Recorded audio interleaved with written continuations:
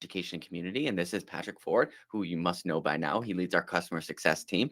And we are really excited to be discussing how we built the Software Academy with you all, and generally how you can build an LMS with Softr.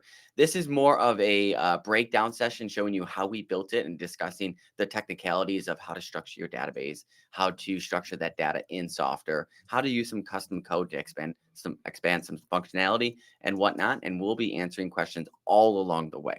So we'll give it a couple minutes for folks to come on in. But why don't you leave us a question or a note in chat, who you are, where you're calling in from, and thanks for being here.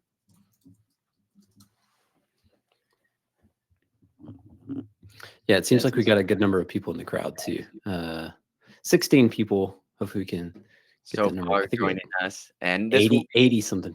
There we go. And this will be live on our YouTube channel after the fact too, and we'll send a recording to those that joined us automatically after as well. Hey, Rachel, calling in from Tucson, first time caller. Good to see you, I think. What is it? First time, long time listener, first time caller. Is that it, Patrick? Yeah. Yep, that's it. Okay, cool. Hello from Colorado. Hello from Scotland. New to Softr. Excellent. Well, welcome.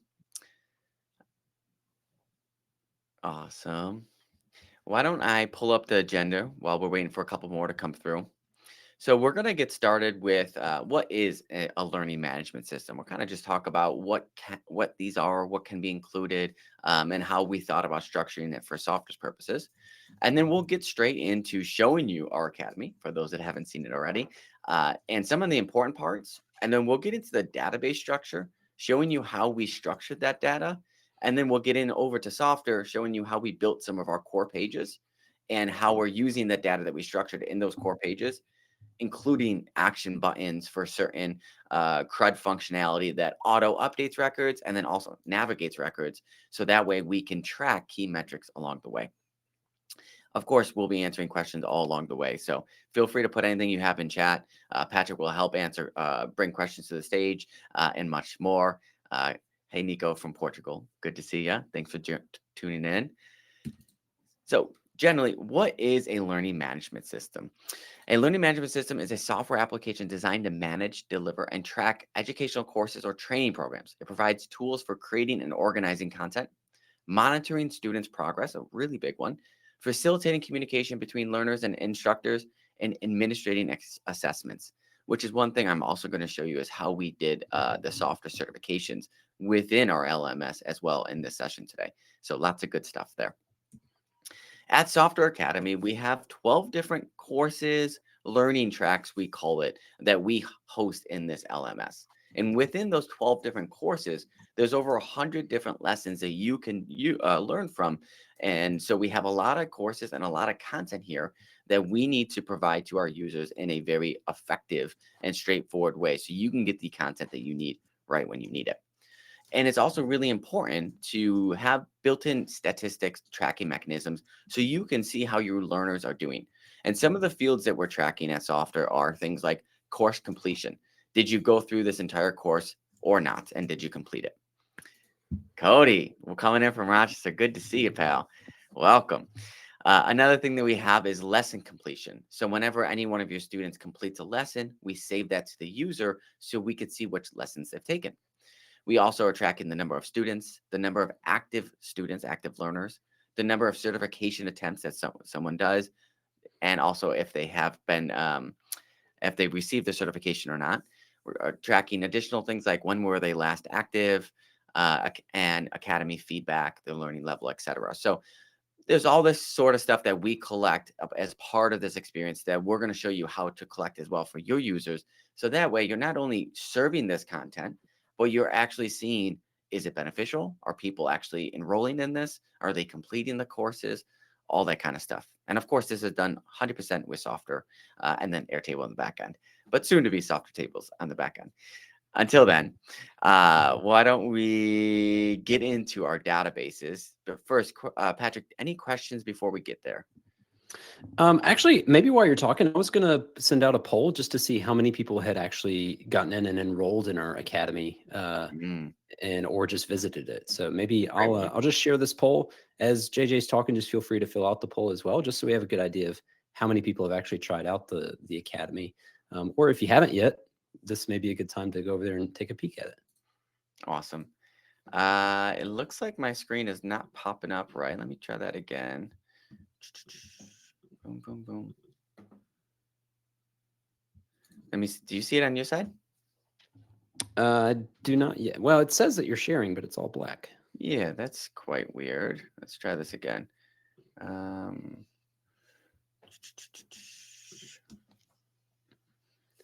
all right, Oh, JJ's. there we go. There we go. Yep. All right, cool. So the poll is up. Have you enrolled in the Software Academy yet?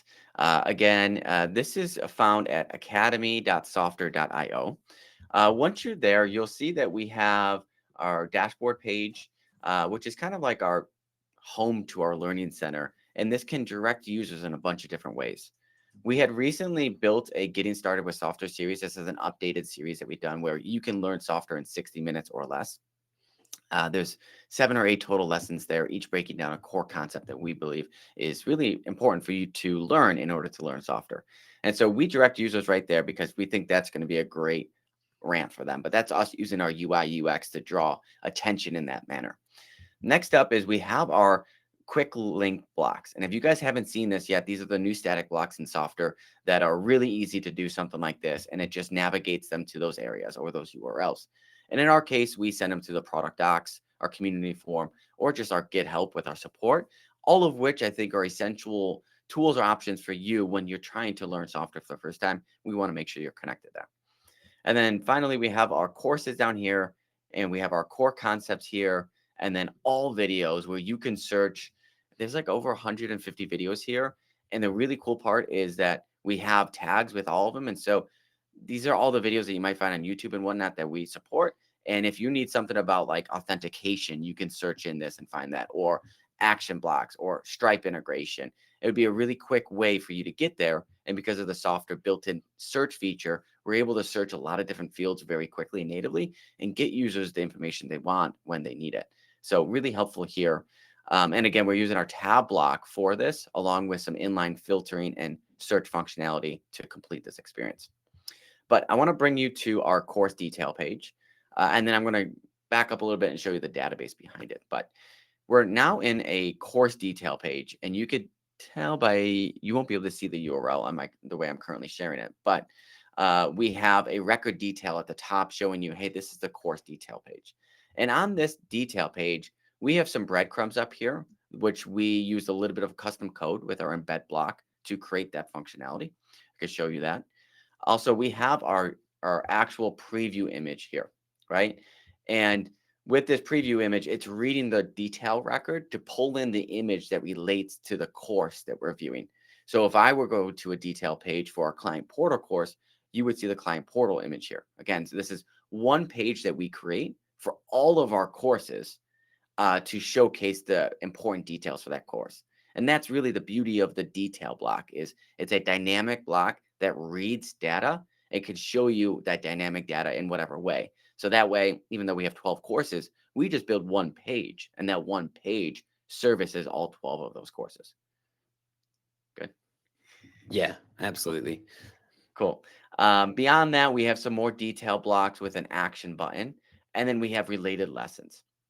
And related lessons are what we call linked lists in Software. Linked lists are essentially we have a database structure that is called lessons, and we're looking for lessons that relate to the current page course. The current page course is the course for this detail block. So we say, hey, list block, find all of the lessons that belong to the Getting Started with Software course and display them here using a conditional filter. All right. But in order to do that, we need to save that course and the related course on that lesson data type.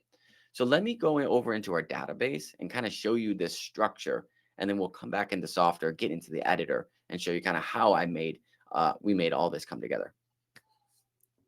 Yep, Cool. sounds great. Following along. Cool. All right. So here we are in our Softr Airtable base. And I'm going to go over to our users table. This is just a test view, so you can't see any real user data. This is just test data here. Talk about some of the fields that I have on this user table. And like all user tables, this is the user table that folks use when they go to log into Software Academy. All right. And so if we were to go into Software, we would see users, and then we'd see all the users there in that way. And so that's the linked table that we have connected. Now, within this link table, this Academy services a lot of things for us. So there might be extra fields that you might not need in an LMS kind of way, but I'm going to take you through some of it. And so the first one is we have our, of course, name and email, but beyond that, we have courses taken. And this is a relationship field that's linking to our learning tracks, which is what we call for courses. All right. And so anytime a user enrolls in that course, we save it to the user record so we could see what courses they're enrolled in. And again, we have 12 different courses, so it's important to know which one it was. All right. Beyond that, we also have a field for courses completed. All right. And so we have some kind of back end automation saying, hey, did they enroll in all of the lessons that were part of this course? If so, add that course as completed to that user so we could see that, hey, they actually took all the lessons of that course and then they enrolled in that. We're doing those automations right now in Airtable automations. We're just detecting, if all of these lessons belong to that user, and if so, update this field. So that is something outside of Software, but something that we're doing to show us, what is that course enrollment to course completion rate, which is also another good metric that you want to be tracking. Yeah, JJ, can you go over, and maybe you'll get to this as well. Can you go over how a person is added to a lesson? Like when they take it, how's that being tracked to make sure that like this person has either completed it or that they've started it? Yeah, How is that determined whether or not they completed a lesson and thus a course? yeah, yeah, that's a good one. So we're in the Software Studio right now. All right, and within that, you can see all of a sudden there's like a lot of different blocks, and it looks different than what you might have seen in the preview that I was just showing you. And really, the reason is these three different blocks I have put for three different responsive settings because I want to make sure that this academy looks good for you on every single device that you're viewing. And these specific images were hard to do in a one-off way where one image would get right for everything. So in this case, I have three blocks, and I'm controlling the visibility based on device visibility for each of these blocks. All right. So I have up here, I've updated my name. This is the detail block for tablet, and it's only going to show up on tablet. All right. So this way, on each of the pages that I want, I'm making sure that the images and the related details are styled in that specific way. Now, to answer your questions, Patrick, we are using action buttons for this. And we're using the one-click update action button to say, hey, when you click this, we are going to add this course to the logged in users. Students enrolled, add additional value, logged in users email. All right. So that by clicking this button, it's saying, hey, I'm enrolling in this course. And that course record is going to be added to the user's relationship field to show that they've enrolled in that. And the same logic is actually applied for the lesson. When you click on the related lessons here, we have action buttons that do the same thing with that one-click update. Now, you might be asking, all right, great. When you are able to update that, but like I actually want to go to that lesson, right? Yes. Yeah. And the way that we were able to accomplish this right now, soon this will be more native with our workflows feature that is coming around June. But at the moment, the way that we accomplish this is with a little bit of custom code. And we are able to at Software insert custom code at kind of any level, the system app wide level, the page level, etc. And in this case, you'll see that we have a little bit of custom code here for our breadcrumbs and styling our breadcrumbs. But above that, we have a window event listener. And this window event listener is looking for an update record success. And that's the event that is going to be triggered once the one-click update is finished. And we're saying, hey, listen for this one-click update. And when it's finished, redirect us to the lesson detail page. All right. It says redirect us to, in this case, it's the the first lesson URL. All right. And it's like, hey, JJ, what is the first lesson URL? So let me show you how I had to pre-build these URLs in our database to be able to work with something like this. So we go back over to our database here. We're over in our lessons table now, and we can see that I have structured the lessons by each of our courses, our learning tracks here. All right. So a good amount of lessons. And if we just go to the top here, within the learning track for actions, where we teach you how to use action buttons, adding and updating data, we have a variety of lesson numbers, duration, cover images, description, the actual YouTube URL, which we are using to actually show the videos inside Softr. And then we go over to the end here and we have a next lesson URL and a next lesson URL here. And what this is doing is it's pre-building URLs for you in the database based on what is the next lesson that's coming up. In this case, it's saying go to the Academy, the lesson detail page, and load the record ID for the next lesson, which is this one, right? And so that way, when I click on next lesson in Softr, let me pull this up. We'll go over here. Let's see, over here. Nope, it wouldn't be that page. It would be, would it? Now it'd be in our lesson detail page. Play next video. We go to actions and open URL. Next lesson URL is already there for you. So it's a dynamic URL that we're building in the database. And then from that, we're loading it from the database and then serving it dynamically in the Academy.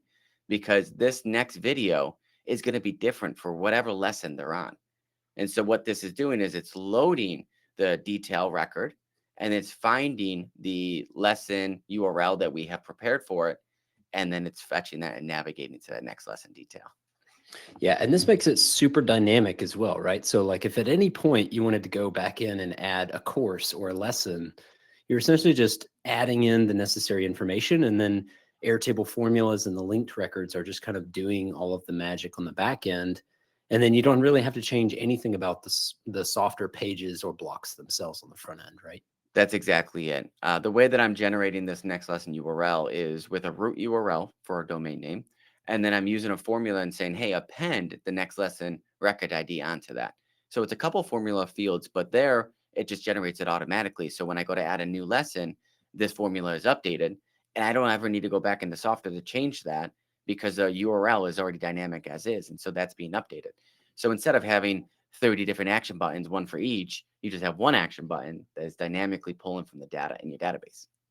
Very nice, very nice. And then can you explain a little bit more? You mentioned it briefly, but, and I think we've talked about it in another kind of call, the year in review call, where we're, Software's going full stack. Can you explain a little bit about the workflows that are coming and how it'll make it much easier to build these types of flows even outside of custom code? Yeah, no doubt. So if we go back over to Softr here, we have noticed that there is a little bit of custom code required for this multi-step CRUD, which is update the record and then navigate me to that next page. Right now, we have the ability to update the record, but then it would just leave the user on that page, and then they'd have to click another button to go to the next one, right? And I didn't think that was the best user experience. But with Softr, it's very extendable, and I was able to add that window listener event in there and to have it that one button do multiple actions. With workflows, this is going to be very easily done natively, meaning you'll be able to have an automation or a logic tree similar to that, like a Zapier or a Make, and say, hey, update this record. And then in step 2, navigate to this page. And that will all be done visually without any code with our workflows that are coming soon.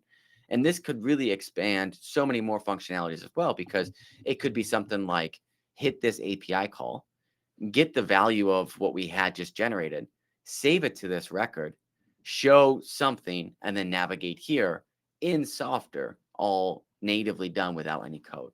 So it's really workflows. It's really going to expand the way that you can use Softr in a multi-step way, keeping it all non-code visual. Hey, Kyle, good to see you. One of our recent community contest winners there. Thanks for tuning in. But yeah, it's workflows is coming in around June, and then we're getting ready for tables which is our database version of this, very similar to like an Airtable like database where we can connect to Software internally and have that connection and have for a better performance and response time there. All right, cool. Any other questions in the crowd? Yeah, I'm looking for that. Forward to that too, Martin. This Yeah. will be recorded. Yes. Yeah, it will be recorded. Yeah, that was Hey the Gus, only good to question. see you. One of our experts. Yeah, I think we're good to go. I'll Okay, continue to cool. monitor and tag some questions if they pop up. Okay, cool. So let's continue with the database, and then I'll go back into Softr as well. But there's some other things that we need to look at here for how we're tracking some more mechanisms. So another thing that I have here is documentation. All right. And so if we go into Softr, there are some videos that include documentation for those videos.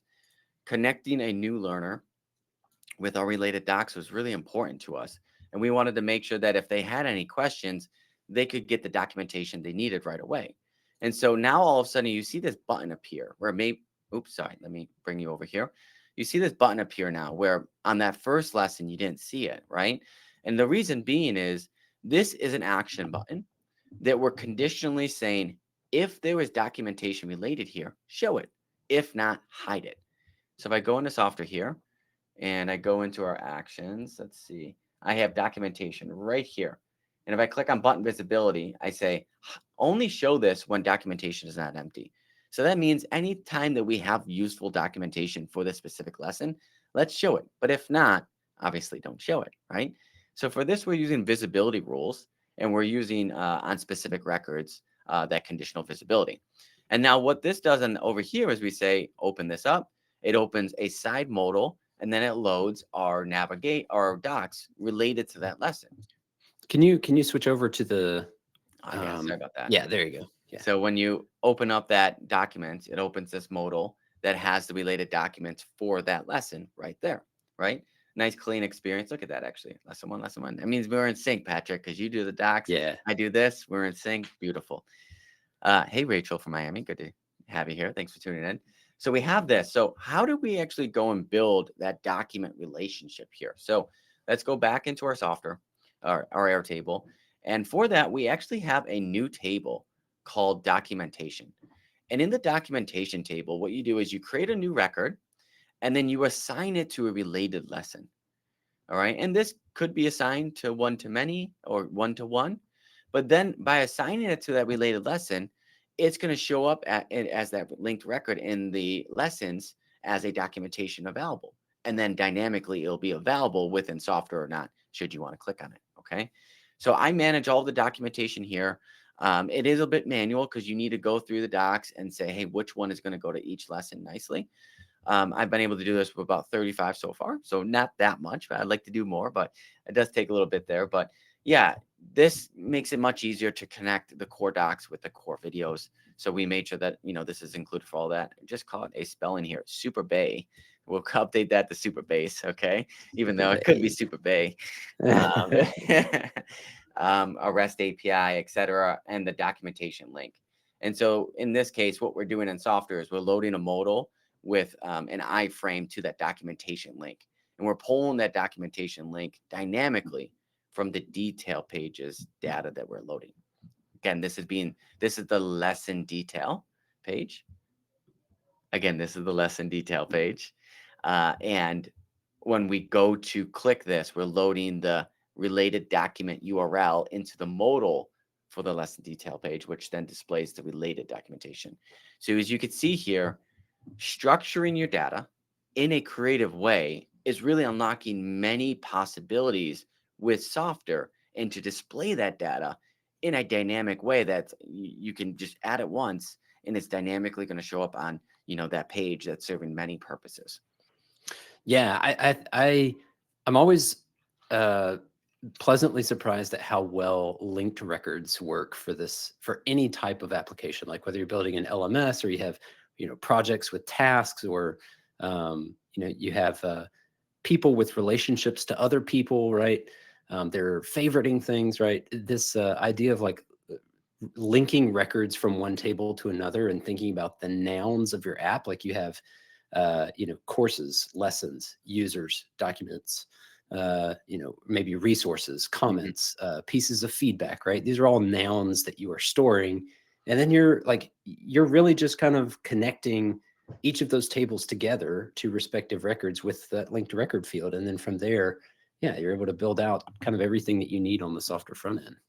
Yeah, let's answer Lori's question here. How hard would it be to create lessons for internal users without code? Uh, Not hard at all. That's really what we're doing here. I only had to use code for like 2% of it, and that was for advanced tracking purposes. The advanced tracking purposes meaning enroll this user in this lesson and then navigate to the next page. But you could just simply navigate to the next page, not worry about code at all, and you're all good. And so, hopefully, by the end of this call, you know how to do this, because that's really the purpose of this, is showing you how to build that LMS in a no code fashion, right? And so, when I think about Softr here, we have 3 pages that are really important. So we go back to our dashboard page. All dashboard pages are important, but then we go into our course listing. All right, and this is where we could see all of our courses, or courses this way. It doesn't include our core concepts, which are different, but this is what we have pegged as courses, these two. And so this is a hero block up here, and then we have a list block. And this list block is just showing the dynamic data for all of our learning tracks, which is what we call courses. All right. And so we say, all right, this is a learning track, and we're filtering this by some mechanism. Let me go into Software here, find that exact thing, course listing. Again, I have it built that way so we can see and then learning type is course. So this is a list block right here that's pulling in the learning tracks. And if the type of this is a course, it's going to show here. If the type is core concepts, it's not going to show here. That's on a different page. All right, so now we have this listing page, which shows us a list of all of our courses. And then when you click on that course, we go over to the open detail page for the course detail. All right, so you get a course listing, then you go to the course detail. All right, and then on the course detail page, we have, again, this is the dynamic page that shows all the details for the courses. We have the ability to play the first video of the lesson of the course. And then we also have a linked list here showing all of the lessons, table lessons here, that relate to the learning track includes the course name. So show all of the lessons that belong to this course, for this course detail page. That will show up automatically. All right, so we have the course listing, and by clicking on the course listing, it gets us to the course detail. And by clicking on the course detail, it gets us to the lesson detail. And those are the 3 main pages that you need to build your LMS, because you'll have your courses, and then in one of the courses you can get into your lessons, and then in the lessons you just play this video and you're in there and whatnot, right? So those are the 3 main pages. And in order to create new lessons, you could do it 2 ways. You could create an admin page in Software that includes the ability for you to have a new form that you can use for the user just to create that data, which will then be saved into Airtable for that new course. In my situation, I just went in the Airtable directly and just typed all this data in, the new course, the new lessons, etc. And then I just showcased them and displayed them. But if you want to create a full, interface for creating new courses and the linked records for those lessons in Software, you could do that as well. So it depends on how no code friendly you want to make this. Yeah, and talk a little bit about, for maybe some of the less complex use cases. Sometimes we hear, about people not necessarily needing to include things in a course per se, but just to provide like training materials, and then maybe track, like, who has viewed a training material page. Like, I think this is pretty common in like HR onboarding, and they want to provide training materials to their employees, that kind of thing. What would a setup like that look like?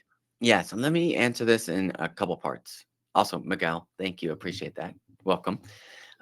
First, in order to track, if they've enrolled in the course, if they've enrolled in the lessons, the user needs to be logged in. If the user isn't logged in, we can't track that. So you see here that I have built 2 different tabs, and they're very similar, right? But The tabs that you're seeing is one is meant for non-logged in user, and one is meant for a logged in user. I'll just update that to logged in. And the reason being is by separating this at a top level, I can build all of these experiences with a logged in user in mind. Why is this important? For a couple things. So with the lesson details, that's not going to change. But for comments, you can only comment if you're logged in, right? Now, for a non-logged in view, we go over here and look at, we have a static block and they're saying, hey, sorry, you can't comment. You need to go log in. And we bring them there, right? So this is a different user experience, a different flow for logged in versus non-logged in. And by separating it at the tab level, at the high level, I'm able to build all these tabs with that in mind. Similar to feedback, you need to log in to leave feedback because we can't collect it if you're not logged in. And resources, we haven't talked about this yet, but this is very similar to our documentation. So we have related documentation that pulls up and say, hey, here's how to use this. But sometimes we want to include maybe the Airtable base for this lesson. So that way you can see the actual base that we're using to teach this lesson. So in this case, we have another table in Airtable called resources, and it's structured the same way that we structured documentations. So I'll go over here quick, go into resources, and within resources, we have our Airtable base and the lesson that it relates to. And so that way, this tab, again, is going to conditionally show based on if the resources is empty or not. If the resources are not empty, we'll show this tab, and then they can access that related base so they can get in there and see the database structure that we're referring to for this lesson. A personalized experience, right, for giving your users the documentation, the resources they need, even to ask questions and submit feedback, all built in your LMS, I can't say that, LMS, all using software in a no-code way, right? Nice. So the user logged in user is obviously pretty critical in being able to track that sort of thing. What's kind of like the hierarchy that they may need to, just let people take lessons, for example? Maybe they just have like training materials that they would need to complete. Yeah, for us, it was important that anybody could access this, whether they were logged in or not logged in. And so that's why we built two different experiences. But if they're not logged in, we just can't track them as well. And so maybe from an admin perspective, you might say, hey, no, we need everyone to log in and we want to track it all. That's how our org is going to operate. Fine. In our case, we're like, hey, we don't want people to access this to learn software however they want to. So we built it so they can just start learning right away. Everything is public facing. So they don't need an access. They don't need authentication, even though Softr makes that quite easy. You could just get in there, start navigating, taking all these lessons without logging in at all. And then we tried to enrich the experience to encourage them to create an account. So that way, then we can then track it and see if they're succeeding or not, right? And ask them feedback. So we're trying to find not just ways to get them to convert. Comments being one of them. If they want to leave a comment or anything like that, enforce them to go sign in, etc. So So we do have a question here for you, JJ. Is there currently an integration in Softr where a user can click a button to mark their current location coordinates on a map and trigger a form to pop up, allowing them to select tags using dropdowns, add text, etc.? very specific question, David. That is very specific. I Yeah. think I know exactly what you're building for as well. Yeah, you could do anything with Softr. The way that you're probably going to have to get some custom code in here in order to pull the current location requirements from the IP address. There's like JavaScript libraries that you can pull from to get that IP address and the location of that, which you would then need to save to that form. So you can do it because you can embed code anywhere in Software, but it's not a native thing where we're pulling in this way. Uh, Most likely because we're building for internal business use cases, and we don't often see the need to pull their geographic location in that way. Yeah. I definitely don't think it's possible with a map per se. We do have the address field as a part of a conditional form. I don't know, maybe that would work. As long as you can input your Google Maps API key, I think you could probably do that. But But yeah, maybe our conditional forms would be able to handle certain part of that. But definitely, I don't think the map. You'd probably need, like JJ mentioned, some other piece of that probably. Hey, Shane, thanks for your question. Another one of our great experts. What does tracking progress look like? Play next button, a button log progress. So it's a good question. Let's get into it. So if we go over to watch lesson, which is very similar to the play next button, what happens here is we have an action for this that is, uh, well, this is going to open the detail page because this is for a non-logged in user. Let's go to the one for a logged in user, which is right here. So again, for the logged in user, we have remaining lessons and watch again. And this is added functionality that we're able to do for users that are logged in because we are saving their progress, right? Something that we couldn't do without a user. So you could save your learning if you log in, etc. And so the way that we're doing this is in this logged in view for logged in users only. We're only showing this block. But now for this action button, instead of just opening the details page, we're doing a one-click update. And we're saying add the additional value of this user to this to the people that have enrolled in this lesson. All right. So that's step one. We're doing the one-click update, adding the logged in user as a user part of this lesson, which then shows all the users that participated in that lesson as part of their progress. And then we are using custom code again at the page level where we're listening for that window event listener for the specific event of update record success. And then we're using a window location reference to then send them to that lesson detail page for the item that we clicked on. So then we're bringing them to that next page. And I can put this kind of code in our form after the call if anyone is interested in using these event listeners for looking for an update record and then navigating to the user as well afterwards. I will say that part of this navigation requires the next lesson record ID, right here, the next lesson record ID. And that is being pre-built in our Airtable database. We are pre-building what that next lesson is. So it's either the next lesson or the current lesson. We have both of those URLs pre-built. And then in this custom code, we're navigating them accordingly.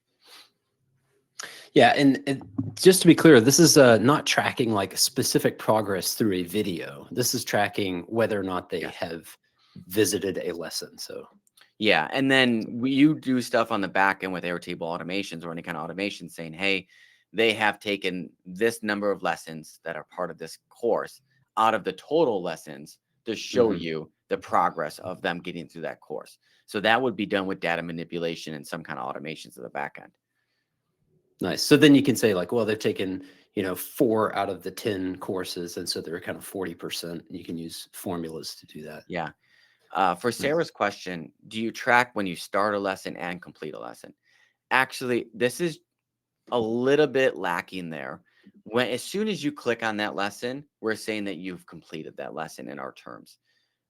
It would be awesome if you could say, hey, start and finish. We haven't gotten to a level of detail yet. We're just saying, hey, you click on this. We're adding this lesson as part of the lessons that you have completed or taken kind of thing. And that's how we're tracking it at that moment. Nice. There's also another kind of follow-up question from David as well. He says, I need to display more action buttons instead of the default behavior where the third and additional action buttons are hidden behind a 3-dot menu. Is there a workaround for this, or is it something being considered for a future update? Yeah, David, this is more of a best practice UX thing that we have instilled so our users can do that.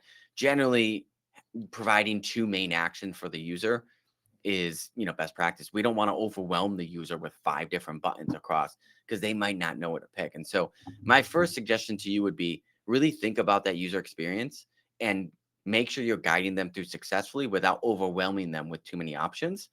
I will say that there's always custom code functionality, but we have built it this way because it is best practice from a design principle to just give them a couple options. And then, of course, you could see more if you need the occasional thing, but that's something that we've built out for a reason.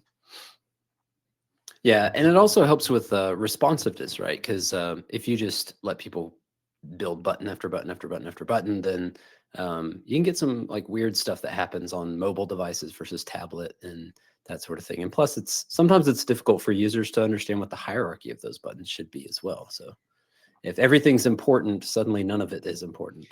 As builders, it's up to us to really guide that user through that experience and to find that successful experience. And that's also what we're trying to do while Mm, building software for you is as builders, we're trying to make it so we can get you to have a successful experience as a builder as well, which is kind of why we imply some of these best practices onto you all, even though sometimes your use case might not apply for it, it does for the majority of the business apps that we're serving. nice. So Uh, Sarah, does a yeah. non-logged in user have the ability to see where they are logged in? Same question for logged in users. So a non-logged in user cannot because we're not able to save any of their data to that user because they're not logged in, right? So there are some limitations for not logging in is we can't save their tracking. So they're just clicking through and we don't see any of it. The logged in, we can save it to that user and then we can track it and we can give them a better experience. Again, this is a decision that we made as an org to say, hey, open it up. Yes, the non logged in might not be as good, but still, we want to make sure it's accessible to all. Nice. Cosmin also just joined. Thank you, Cosmin, Sarah, for just a jumping quick in. follow up on you. They can see it in this way remaining lessons and watch again. So all the lessons that they've watched go into watch again tab, sorry, watch again. And then the remaining lessons of that course are there are where they can see it. So that's the way we've structured it right now. You could structure in other ways as well, but that's the way that we thought would be best is you're on that lesson and then you only see the lessons that you have yet to complete below it. Or you have the option to also go back and watch again as well.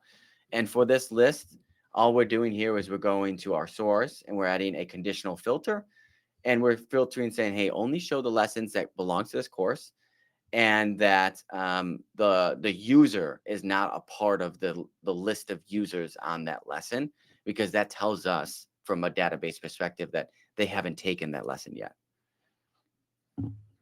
Nice. This may be a good segue to kind of discuss the quiz feature before we run out of time, because I Mm, know that's something assessments. Cosmin asks, he just jumped in. Quick question: is there a chance to build a quiz? yes, thank you for that. So as you guys know, we have quiz capabilities within Softr, and that is for our Softr certification. All right. Now we are using an external system for this in order to do this correctly. Let me talk you through what that system is and how we're kind of working with it to get it going. Right now, um, I'm over here on our software certification, and I need to actually go in as a preview user. So let me just preview this so I can get access to this. I'll bring my screen back up right now. Let's see if the whole window will work so I don't have to keep going tab. There we go, Windows back. All right, so as with Software, I'm able to log in as any user, which is very helpful.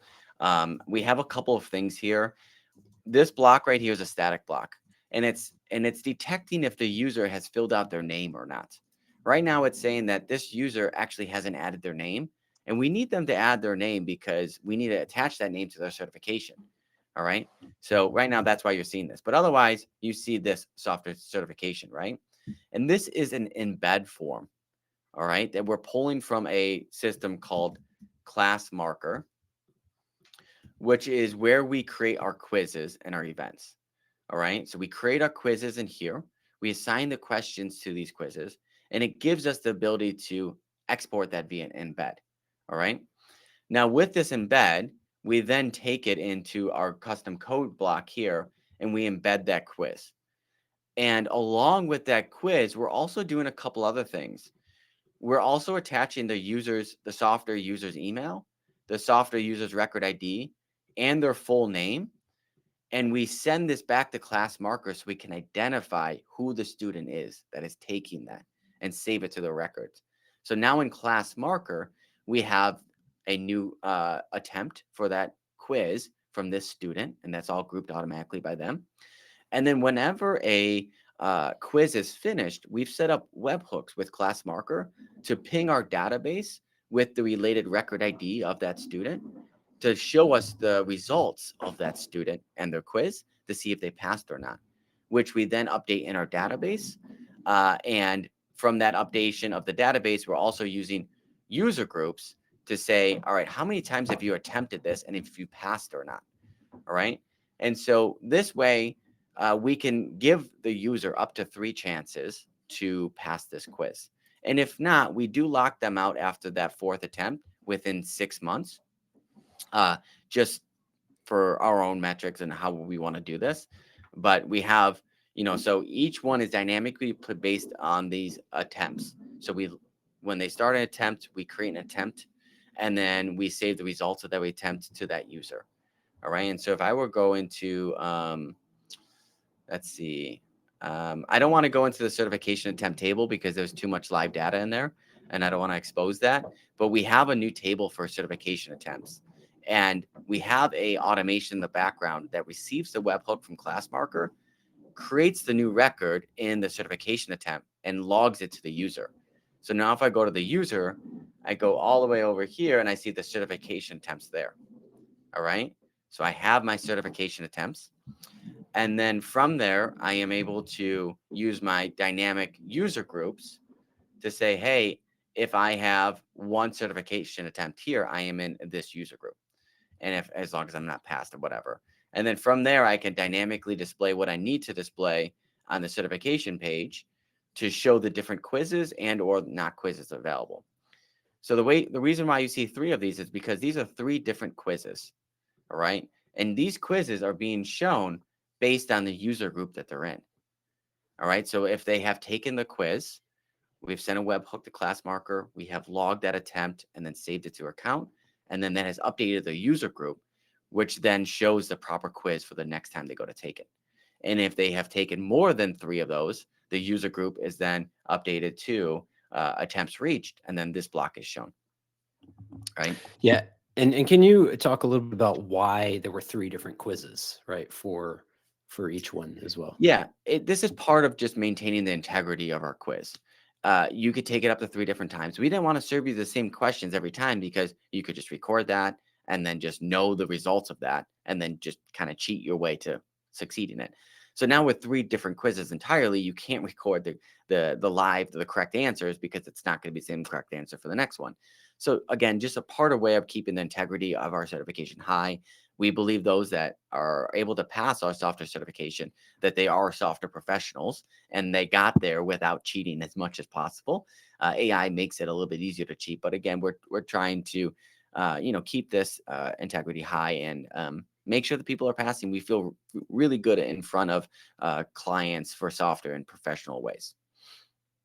And then as far as the integration of kind of the what was it, class marker kind of integration, Mhm. do you feel like this is more possible now with our conditional forms? Because I feel like part of this was built maybe before conditional forms had some of the quick select functionality. There's a lot that class marker does under the hood to save and save this data, find the correct answers for this, routing this. And it's just much more dynamic to build it this way than having to get into a conditional form and having to build the logic for every single question one by one. The way that we do it with class markers, we just upload our quizzes and then it's all built for us automatically. Do you know what I mean? So conditional forms, you might be able to make quizzes, but the way that we saw this as a scalable approach, class marker made the most sense for us. Software can do a lot of things and you can really push it far, but sometimes there is a better tool for the job. And we recognize that and we're using it for that reason. So, yeah, class marker has been a great tool for us. Again, we're using the embed block and we're able to send data from the logged in user to class marker via that API integration so they can see who the student is actually taking this and we can log it back to the user in a successful way. Yeah, nice. I feel like that does come up from time to time where people are like, they have a very, very specific niche thing that needs to happen inside of Softr. And Softr is extremely good at being, very versatile and stuff. But there are instances where you may need to integrate a third-party tool. But it looks like, of course, custom code is always there to kind of bridge that gap. Yeah, so it's really been great about the possibilities of what we're able to build with Software. I will also tease that we're currently working on our updated comments block, and as you saw in the lesson detail, we had the comments block quite outdated. We're about to get a really awesome comments block with built-in email notifications, all that kind of stuff that will really expand the functionality here, and I'll also hopefully make it more socially normal to comment on the lessons, ask questions, all within the lessons there. But generally, I'd say, it maybe took me like 15 to 20 hours to put this entire academy together, and to be able to do that as a software developer, to build a custom academy for your own purposes with the tracking, everything you need in an LMS like way. I think that's pretty respectable. Yeah. And if you, and this is, something that you could do for your org, your company, your community. You can put it on your own custom domain and brand it how you want, display it how you want. You can serve it internally for your employees. The world is, the what you could do is up to you. But software really makes this easier to do and to digest this information in a good way for your users. Nice. Yeah, I think this use case is something that I hear a lot, especially on like sales calls and things like that. I think this is an amazing way to distribute, courses, trainings, anything like that. And I have gotten the request for templates as well, a template for an Mm. LMS. Do you think that that's something that would ever be possible? Um, Maybe. I think that would be a good one. I think that could be a good one. If there's any other questions from the crowd, let us know. Otherwise, we'll wrap this up. We'll send you all the recording, put this live on our YouTube, and appreciate you all for joining in and for the great comments and questions along the way. Nice. Thanks everybody for joining. Awesome. Thank you all. Have a great rest of your day. We'll be back with some more education soon. We have a live event coming up with NAN, also a live contest coming up with Make, and a lot of things coming up. So check out our community forum, stick around there, ask questions, engage, see how we can help. And thanks again for joining.